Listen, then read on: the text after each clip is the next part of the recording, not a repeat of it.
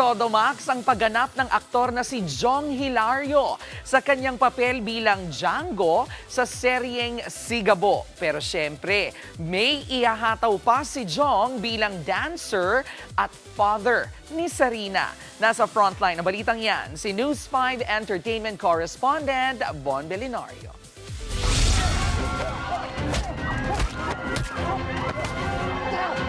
Hindi na talaga paaawat ang tapatang Coco Martin as Gabo at Jong Hilario as Django sa seryeng Sigabo. Ang tunggalian nila sagad sa aksyon. Kaya si Jong nagpapasalamat sa mga kapatid na todo ang suporta sa hit primetime teleserye.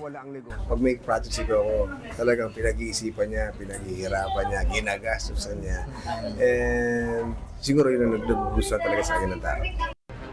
Kahit kontrabida kay Gabo, kakaiba raw ang dynamics nila ng cast off-cam. Kaya say ni Jong, marami pang pasabog si Django sa ginintuang lupa. Marami pang paghaharap ni Django at ni Gabo. And abangan nyo din yung mga ibang characters pa na papasok. And abangan nyo rin yung mga ibang characters pa na magpapakitang gilas doon sa Sigabo.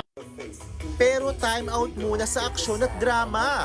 Father mode on muna si Jong sa paghataw sa sayawan with his daughter Sarina. Sa birthday concert yan ng young singer na si Quizelle. Ibang-iba raw talaga ang bonding ng mag-ama sa dance floor. Thankful kasi binigyan siya ni God ng talent na mag-perform, magpasaya ng tao. So, kasi di ba, doon rin ako naman na tumanda na mag-perform, mag-entertain. So, nakakatawa lang na yung anak mo din nagpapasaya ng tao.